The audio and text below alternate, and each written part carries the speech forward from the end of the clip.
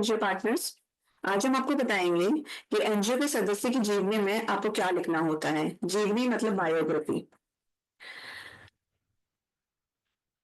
जैसे कि हम देख सकते हैं, हमारे यहाँ एनजीओ पार्टनर्स जो भी हैं उनके यहाँ जो भी जीवनी होती है उसको तीन पार्ट में, तीन भागों में बांटा गया है। जैसे कि बोर्ड सदस्य, टीम सदस्य और सलाहकार सदस्य। पहले होते हैं बोर्ड सदस्य, जैसे कि प्रेसिडेंट, जिसमें अध्यक्ष, उपाध्यक्ष, सचिव, कोषाध्यक्ष और निदेशक शामिल होते हैं। ये वो लोग होते हैं जो रणनीतियां बनाते हैं, निर्णय लेते हैं और संगठन की दिशा को तय करते हैं। दूसरे आते हैं टीम सदस्य। ये संगठन की दैनिक गतिविधियों का प्रबंधन करते हैं। दूसरे होते हैं सलाहकार सदस्य। ये विशेषज्ञ या पेशावर होते हैं जो संगठन के विकास के लिए मार्गदर्शक होते हैं, जो कि जिस किसी तरीके से जब किसी एनजीओ को उनकी सलाह की आवश्यकता होती है तो वो उनके पास जा सकते हैं और विशेष सलाह उनसे ले सकते हैं। तो इस तरीके से हम ये समझ सकते हैं कि हर सदस्य की भूमिका के अनुसार उनके बायो में अलग अलग बातें शामिल की जानी चाहिए। जैसे कि प्रेसिडेंट, वाइस प्रेसिडेंट। प्रेसिडेंट मतलब अध्यक्ष, वाइस प्रेसिडेंट उपाध्यक्ष, सचिव जैसे सेक्रेटरी, ट्रेजरर मतलब कोषाध्यक्ष और डायरेक्टर मतलब निदेशक। ये बोर्ड के सदस्यों के पद होते हैं।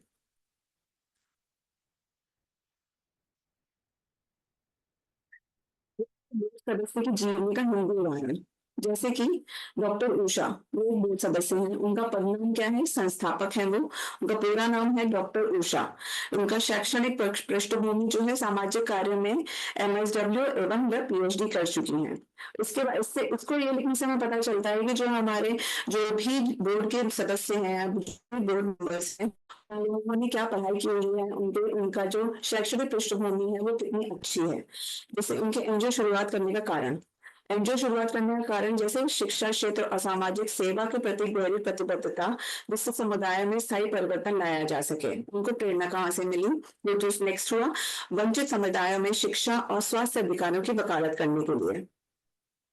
नेक्स्ट है जन्म स्थान। उनका जन्म स्थान क्या है? तमिलनाडु है या कोई भी जगह है, वहां स्थान आप लिख सकते हैं। उनका अनुभव कितना है, उनका एक्सपीरियंस कितना है? वैसे वैसे patrician arts and science college अध्ययन में एसोसिएट प्रोफेसर के रूप में कार्यरत, तो उनको इस बारे में कितना अनुभव है, वो इस जगह से कितना जुड़ी हुई है, इस सामाजिक कार्यों में इससे कितना जुड़ी हुई है, हम इस बारे में समझ सकते हैं।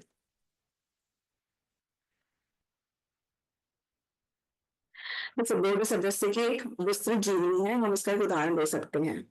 हम इस तरीके से उदाहरण देंगे। संघ की अध्यक्ष पल्लवी निसर्गी ने मैकेनिकल, जैसे कि हमने बताया पल्लवी निसर्गी संघ के अध्यक्ष हैं।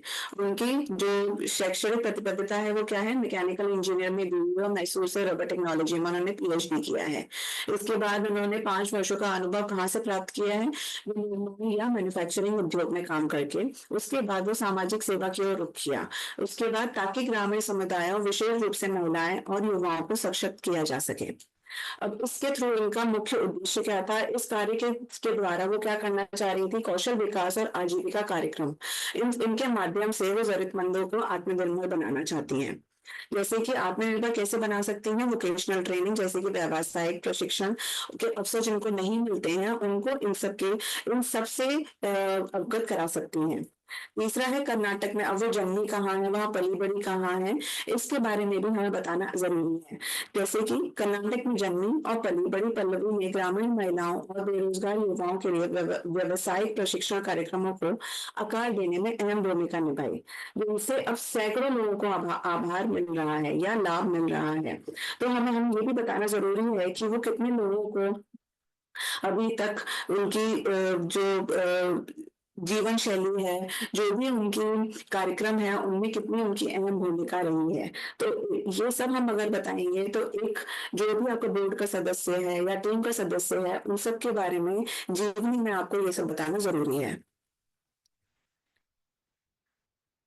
जैसे कि एक इसमें जो ये एक हमारे पास वेबसाइट है आईआईटी विजयपुर, अगर हम इस पर जाएंगे तो हम देख सकते हैं कि किस तरीके से जो हमारी वेबसाइट है उसके ऊपर भी आप ऐसे डिटेल फॉर्म में ये सब चीजें दिखा सकते हैं। जैसे कि देखिए ये अवर टीम में बोर्ड मेंबर्स हैं, इनकी फोटोज कितनी साफ है लगी हुई हैं। इनके नाम देखिए, डॉक्टर बाबूजी सज्जन, डॉक्टर रविंद्र एम माधव की, सबके साथ उनका सरनेम है, उनका डेजिग्नेशन है, या उनका founder and CEO, president, vice president, उनका जो भी स्थान है वो उन्होंने बताया हुआ है, कितने सालों का उनको एक्सपीरियंस है, ये सब इस तरीके से इसमें दिखाया जाना चाहिए। देखिए ये एडवाइजरी मेंबर है, ये देखिए इसमें नीचे एडवाइजर लिखा हुआ है, ये एक एडवाइजरी मेंबर है। तो ये भी एक तरीके से हम बता सकते हैं कि यहाँ पे यहाँ पे आपको इस तरीके से इंफॉर्मेशन देनी है, जानकारी देनी है, किसी भी आपके जो भी सलाहकार हैं या कोई भी है, आप उनके बारे में जानकारी दे सकते हैं।